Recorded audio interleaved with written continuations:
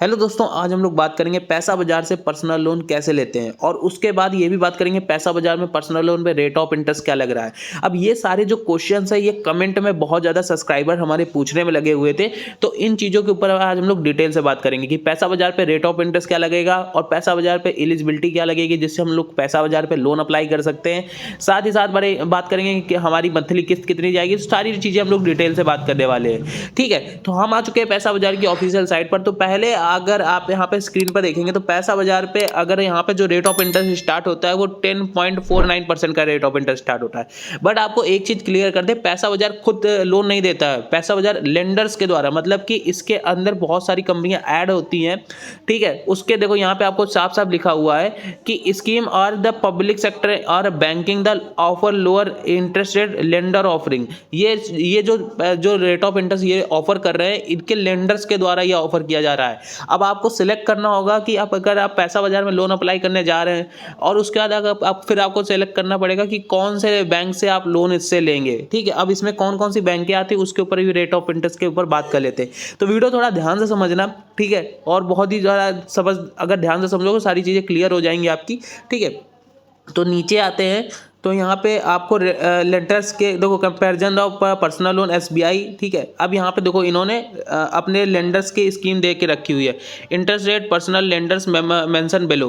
ठीक है, तो ये लिस्ट है। फेडरल बैंक है, पिरमल फाइनेंस है, डीएमआई फाइनेंस है, मनी व्यू है। तो इन कंपनियों से आप लोन यहाँ से ले सकते हो। ठीक है, आपको सिलेक्ट करना पड़ेगा। L&T फाइनेंस है, क्रेडिट भी है, मनी टैप है, आदित्य बिरला है। ठीक है, और इनके रेट ऑफ इंटरेस्ट देखो अलग अलग रेट ऑफ इंटरेस्ट लग रहे हैं। आप देख सकते हो 19.50% से 12.45% का डीएमआई फाइनेंस लग रहा है। आदित्य बिरला आपको 10.99% के रेट ऑफ इंटरेस्ट से दे रहा है। ठीक है, आईडीबीआई बैंक आपको 11% के रेट ऑफ इंटरेस्ट से दे रहा है। ठीक है, यूको बैंक आपको दे रहा है 12.45% के। तो जितने भी आपके प्राइवेट सेक्टर के बैंक है वो शायद यहाँ पे आपको देखने को मिल रहे हैं।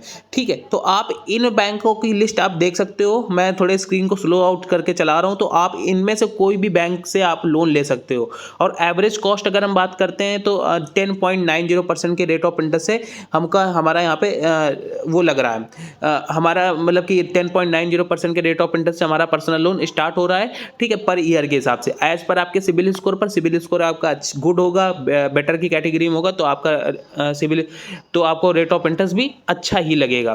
तो अब बात कर लेते हैं अपने ईएमआई कैलकुलेटर पे। हम आ चुके हैं अपने ईएमआई कैलकुलेटर पर। इसकी लिंक सिंपल डिस्क्रिप्शन बॉक्स में आपको मिल जाएगी। ठीक है, तो यहाँ पे आने के बाद आपको पहले अपनी ईएमआई कैलकुलेट करके देखते हैं। ठीक है, तो अब यहाँ पे बात कर लेते हैं। तो अभी हम लोग ने पहले देखा था रेट ऑफ इंटरेस्ट कितना हमारा लग रहा था, उसके ऊपर हम लोग ने बात करी हुई थी। ठीक है, अब हम लोग बात करते हैं कि हमारी मंथली किस्त कितनी जाएगी। तो मान लीजिए कि हम लोग ने आ चुके पर्सनल लोन वाले सेक्शन पर। तो इसको मैं आपको थोड़ा कैलकुलेट करने का तरीका समझा देता हूँ, तो जिससे आपको जितने लाख का लोन चाहिए होगा वो आप खुद से कैलकुलेट करके देख सकते हैं। तो यहाँ पर हमने डाल दिया 2 लाख का अमाउंट। ठीक है, 2 लाख का अमाउंट डाल दिया, 2 लाख का अमाउंट डाल दिया।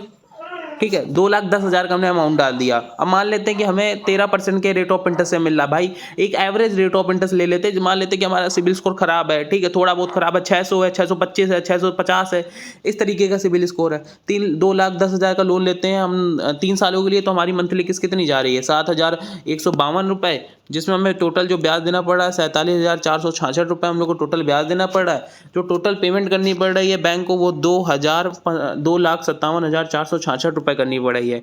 सर्कल वाले ग्राफ्स आप देख सकते हो। तो 18% आपका टोटल ब्याज हो गया, 81% आपका प्रिंसिपल अमाउंट हो गया। ठीक है, तो ये ऑरेंज वाला पार्ट आपको क्लियर कर जाएगा। नीचे आओगे तो आपको प्रिंट आउट करने का भी ऑप्शन देखने को मिल जाएगा, तो इसको आप डॉक्यूमेंट्स में मेंशन भी कर सकते हो। ठीक है, तो अब यहाँ पे बात करते हैं कि 3 सालों के लिए ना लेकर के 2,10,000 का था ना लोन, तो 2,10,000 एक सेकेंड, 2,10,000 का हमने लोन सेलेक्ट किया। अब इसको हम 1.5 सालों में कंप्लीट करेंगे। तो हमारा देखो 23,000 मंथली किस्त जा रही है। तो जितना आप यहाँ से आसानी से कैलकुलेट कर सको, कोशिश करना होता है कि हमें जो रेट ऑफ इंटरेस्ट है वो कम से कम लगे और जो ब्याज हमें टोटल देना पड़ रहा है वो कम से कम लगे।